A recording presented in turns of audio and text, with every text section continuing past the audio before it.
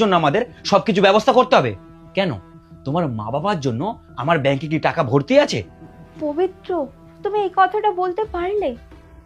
9 মাসে 6 মাসে বাবা মা আমার সাথে একবার দেখা করতে আসে, তাও তোমার এত সমস্যা?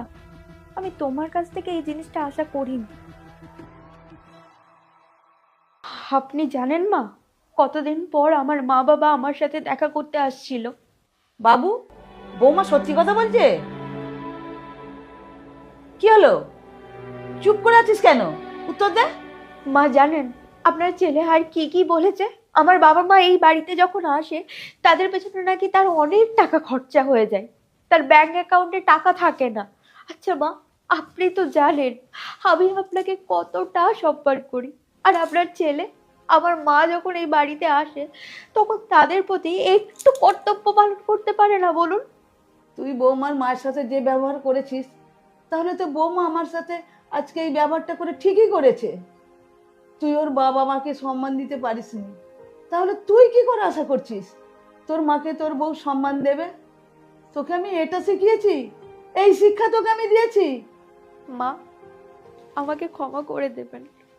আমি আপনার সাথে অনেক খারাপ ব্যবহার করেছি, আর আমি আপনার সাথে এই ব্যবহারগুলো করেছি আপনার ছেলেকে বোঝানোর জন্য যে আমার কতটা খারাপ লেগেছিল। আমি ভেবেছিলাম তোরা খুব ভালো আছিস, কিন্তু তুই আমার নাক কেটে দিয়েছিস। বেয়াই বিয়ানের চোখে চোখ রেখে কথা বলতে পারবো না, তাদের সামনে কি মুখ নিয়ে যাব? তোর মা বাবা তোর, ওর মা বাবা কি তোর মা বাবা নয়? মনে রাখবি, বিয়ের পর তোর একটা মা বাবা নয়, দুটো মা বাবা, যাদের খেয়াল তোকেই রাখতে হবে। আরে তুই তো অনেক ভাগ্যবান যে এরকম একটা বউ পেয়েছিস, এরকম একটা পরিবার পেয়েছিস।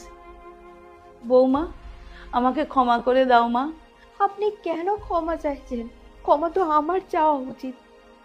আমি জানি আমার এই ভুলের কোনো ক্ষমা হয় না, কিন্তু তাও আমাকে পারলে ক্ষমা করে দিবেন। পায়েল, তুমি আমাকে ক্ষমা করে দিও। আজকে আমি বুঝতে পেরেছি যে নিজের মা বাবাকে কেউ যদি অপমান করে কতটা খারাপ লাগে। আমি তোমাকে প্রমিস করছি, আজকের পর থেকে এমন কোনো ব্যবহার আমি করব না যেটা ওই বাড়ির বাবা মার খারাপ লাগে। শুনে খুব ভালো লাগছে যে তুমি তোমার ভুলটা বুঝতে পেরেছো। আমি শুধু এটাই চাই, আমি যেভাবে তোমার মাকে সম্মান করি তুমি ঠিক সেইভাবে আমার মা বাবাকেও সম্মান করবে।